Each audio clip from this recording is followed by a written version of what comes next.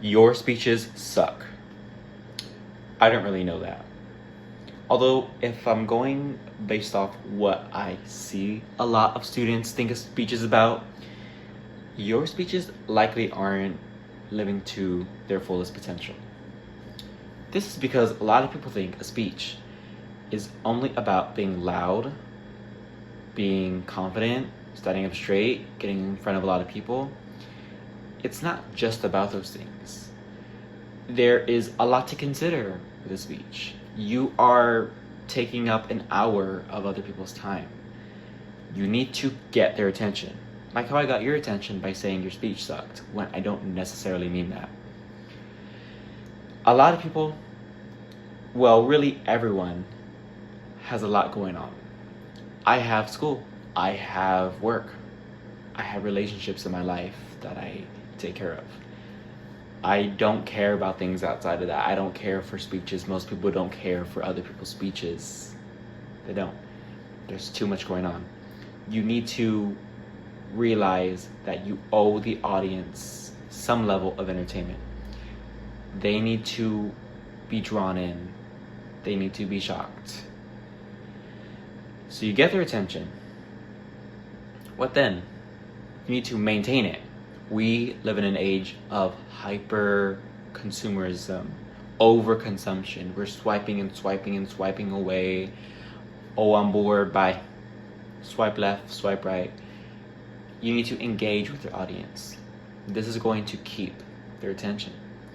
When we're speaking in front of people, we tend to isolate ourselves by thinking that it's just us and the audience is them. We imagine a wall. That's not necessarily what you always have to do or believe. No one likes that. No one likes to be talked at. No one likes to be screamed at. Imagine having a speech professor at 9 a.m. scream at you. No one would want that. So big point that you can make is to ask the audience questions. Who here likes to answer questions? You, okay, same. This engages the audience because it removes that barrier that we put in front of ourselves. We don't need to have it just be us. Some people may think, I can make the audience laugh, and that is not enough. I can make them interested, I can engage with them, or I can entertain them.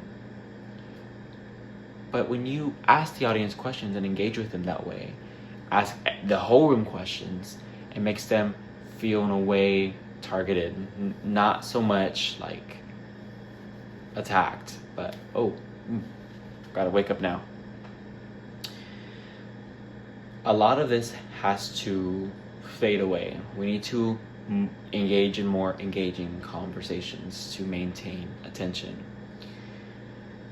Another way of engaging with your audience is visual aid, slideshows, your environment. I'm in my garage right now. It's not the most engaging environment, but by grabbing your attention and engaging with you by asking you questions, it's like this doesn't even matter. But in some instances, your visual aid is going to help you a lot. This is the garage. Instead of stressing and submitting this assignment late, so I had to find a better place, I worked with what I had at the moment. Now I'm here. What is the deeper meaning with these speeches? When you start a speech, you grab the audience's attention, you engage with them, you provide visual aid, and they're spending time with you. They're listening to you. They're waiting for the deeper meaning. You can walk into class, walk into an auditorium full of people, have a speech, talk about climate change, read the statistics, read the news articles, and people understand them, but do they necessarily care? No. It's not really a hidden science. It's not rocket science on how to get people to care. You need to care about it. You need to put yourself out there and get vulnerable. I'm in this garage right now because my room is messy. But I still prevailed and worked with what I had, with what I got at the time that I had. And that's why I'm proud to be a Palo Alto College student. See what I did there? So, why does your speech suck? Because you didn't grab the audience's attention. You didn't engage with them. You had boring visuals. You didn't do anything with it. You had no deeper meaning. Now you're coming to the conclusion. You need to bring something back. You can't just end the video. You need to have a dynamic conclusion. Like how I just brought up how your speech sucked. Now it's back to the ending. If you follow these tips, you're going to improve your speeches. You need to get started now, as I'm going to assign 2 assignments for you guys.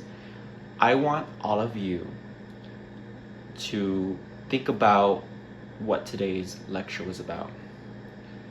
And in a note of James Harris's assignments, in inspiration of his assignments, I want every one of you to go out in public and meet 75 people. What you need to do is to convince 75 different individuals to get their Instagram. You probably won't get their Instagram, but try to make them care enough to get your Instagram. This will help you understand what it's like what it should be like to get someone's attention. You're gonna have to stop people on the street. And I'm not stopping there. Again, in inspiration of James Harris's classroom, his excellent assignments, you need to write a 200-word essay about each person that you encountered. Your second assignment is going to be a little different. You are to recite what I'm saying. Select 2 minutes of what I said in this lecture, word for word, with my dictation, my cadence, my voice. So do that. Thank you. And also, for every like, or, and, or so, I will make it a 0. This is a 300 or 0 grade. Understand that. Thank you.